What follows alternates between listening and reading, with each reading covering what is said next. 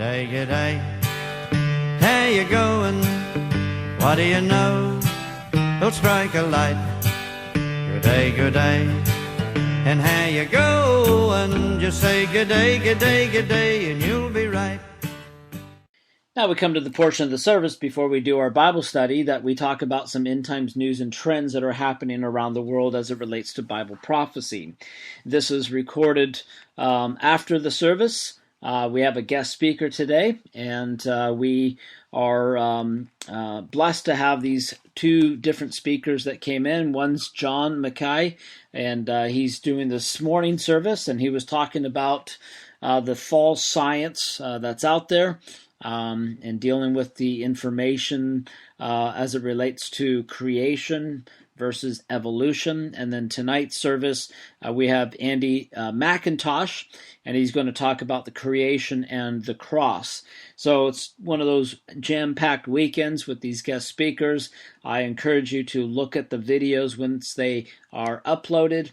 There's some interesting news articles that popped up in this week's search as I was looking through some different headlines that was happening.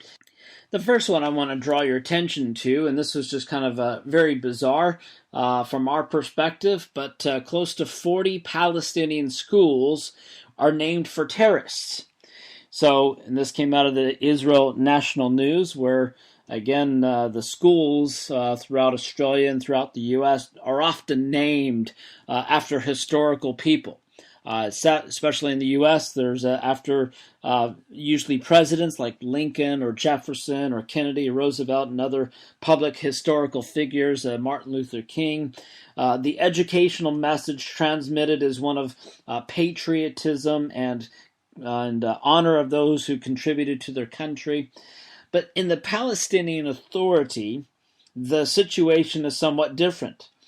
There's dozens of schools where they're named for murderers, terrorists, and a list compiled by the Palestinian Media Watch finds close to 40 schools named for terrorists who succeeded in murdering large number of Israelis, thereby presenting murders who target civilians as role models for the Palestinian children. The names of some of the schools glorifies martyrdom. One is even named for Hitler's association and Nazi war criminal responsible for deaths of thousands. Children in these schools are interviewed on Palestinian television, have explained that studying there turned the terrorists into role models for them who want to reach the level of their terrorist schools is named after. So this is their goal, what they want to do. So I thought that was just a bizarre, interesting headline and article to read, but this is how twisted some of these people are that are glorifying terrorism and martyrdom and Islam. On another issue in dealing with Islam, here in Australia, this came out of the news, Yahoo News, and also the Barnabas Funds has a very similar article that talks about the Australian Islamic group calls for Christian converts from Islam to be killed. And so there's this group up in Sydney where this is primarily taken place, where you have these people who support Sharia law. They want to do away with all the other laws and just want to have Sharia law and Islamic rule. And part of the article that talks about is that those who leave Islam should be killed. They should be, within days, in fact, of leaving Islam. So people, again, are fleeing from other countries that are interviewed in this particular broadcast, how they're leaving certain countries to feel safe here because they've left Islam and they want to have, and some of them even converted to Christianity. But just the fact that they have left Islam, they should be killed, according to this report. And what these people who are just radicalized want to have implemented within the laws of the land. That if you leave Islam, you should be killed. And you would think this is something that would happen in the Middle East, but not here in Australia. And but this is what is happening. And in fact, anyone that reads the draft of Sharia constitution within this particular group have produced both Australian and the UK, it's clear that even throughout their methods may differ than ISIS and Al-Qaeda, but they share the same aims of creating an Islamic state with Sharia enforced on Muslims and non-Muslims alike. So it's just one of those things that hits home. This isn't stuff that you're reading about that's overseas or somewhere else. This is here in Australia that this has taken place. On another situation, this is kind of more of a moral issue in dealing with abortion. China, according to the Christian Headline News, had aborted 336 million babies since 1971. That's right, 336 million babies since 1971. So this statistics was recently released, and they reveal that there's over 336 million abortions performed in the country over the past 4 decades. According to the Gospel Coalition, this is staggering number means that China has sanctioned more abortions in the last 4 decades, many of which are forced on the women, than the entire population of the world at the time of the Crusades, which was 1100 AD. And although many are likely familiar with the China's strict one-child policy, now two-child policy as of 2015, the actual impact of that policy was likely to be a shock. So not only have 336 million abortions taken place in China since 1971, but 196 million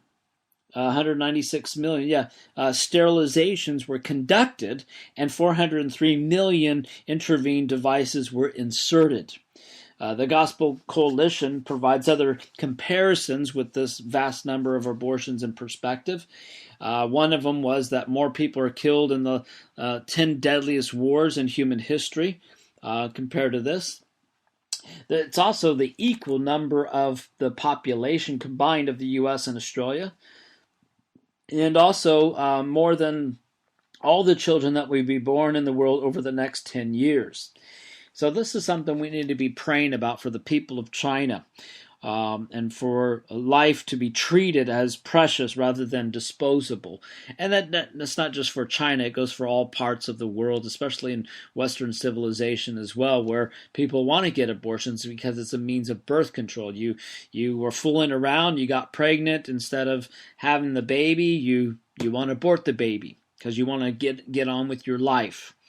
Also, speaking of abortion, Pence breaks tie, allowing Senate to revoke Obama's order on abortion-provided funding. So this came out of the Hill website, where Mike Pence, the Vice President of the U.S., returned to the Senate on Thursday afternoon for the second time in one day to cast a tie-breaking vote on legislation to undo an Obama-era regulation on funding for abortion providers. Pence is casting the deciding 51 vote in favor of nixing the rule after legislation was stalled to a 50-50 tie. Republican Senator from Alaska and Susan Collins from Maine sided with the Democrats to vote against the repealing the Obama-era rule, prompting the need for Vice President to break the tie. The vote marks the third time Pence has had to break a tie since becoming president. And the Republicans are using the Congressional Review Act to roll back some of the Obama-era regulations with simply a majority vote. The Democrats have spent hours on the Senate floor ahead of Thursday's final vote, blasting Republicans and warning that the move would negatively impact women's access to health care, which is a false statement. Again, it's not about the health care for the women. It's about what is conveniently getting rid of a baby, and so that people can continue to live their lifestyles without having to worry about taking care of another one. Former President Obama's rule blocks states from defunding health care providers for political reasons. The regulation requires that states and local governments distribute federal Title X funding for or Title 10, X, whatever you want to call it, funding for services related to contraceptives, fertility, pregnancy care, cervical cancer screenings to health providers, regardless of whether they perform abortions. Republicans have argued to get rid of the regulation, give states more flexibility, and pushes back against the Obama-era regulatory overreach. Pence last month cast a tie-breaking vote to confirm Betsy DeVos to lead the educational department. And also, the senator from Alaska and Maine have also joined all Democrats in opposing their nomination, necessitating the tiebreaker. Prior to that, the last time, for historical reasons, the Vice President broke a tie in the Senate was in 2008 when Vice President Dick Cheney voted on tax legislation. But this is one of those things that, again, the whole healthcare system, it will collapse under the Obamacare. But this is something, there was a new regulatory, new healthcare system that was going to be implemented.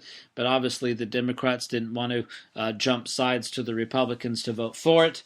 And henceforth they are going to keep the Obamacare, which will be imploding and creating more of a problem with the cost of running this program. On another situation, more of also in a moral issue, North Carolina transgender bathroom bill flushed by lawmakers, according to Fox News. The North Carolina controversial bathroom bill, which limited people to public restrooms aligned with their gender at their birth, was prompted by a backlash that threatened to hurt the state's economy, was reamped by lawmakers Thursday after a year of contentiousness. The law sparked a rash of concerts and sporting events and business conventions boycotts, cost the state millions in revenue. A compromise plan announced on Wednesday night by the state's Democrat governor and leaders of the Republican-controlled legislation has worked out amidst the pressures of the NCAA, which threatened to take away more sporting events. The deal, with which the governor had urged lawmakers to support, repeal the portion of the year-old ban that ties public bathrooms to the use of the gender listed on one's birth certificate. And so the new measures leaves policy on public restrooms to state legislators, not local government or school officials. This deal, by the way, came as the NCAA said North Carolina would be considered for the championship events from 2018 to 2022, unless the HB2 was changed. The sporting governing body said that it would start making decisions on hosting this week to announce them in April. The Associated Press analysis said that this week's found that the law would cost the state more than $3.76 billion in lost businesses over the next dozen years. The HB2 support argued that the law was needed to preserve people's privacy. So this is going to continue to be an issue with so many people. And again, this transgender issue, along with the LGBTQI agenda, as we have been mentioning time and again, is so damaging, so destructive to people and to society. It's demonic stronghold, and where people are believing a lie from the enemy, being confused about their identity as a result. And so they're acting and behaving in ways that are contrary to what the Bible says and contrary to how God created them to be and us to be. And so we need to pray for them. We need to pray for, even as we mentioned in the report earlier, about those who have had an abortion. We need to pray that they would receive the forgiveness of sins and have a relationship with the Lord. Those who are leaving Islam, we need to be praying for protection for them, praying for wisdom and grace and boldness so that they can continue to share the love and grace and mercy of Jesus Christ if they've come to Christ as a result of that. And so, much to pray about, but these are some interesting headlines that popped up this week, and looking forward to what God is going to do in this week to come. And so until next time, may the Lord radically and outrageously bless you.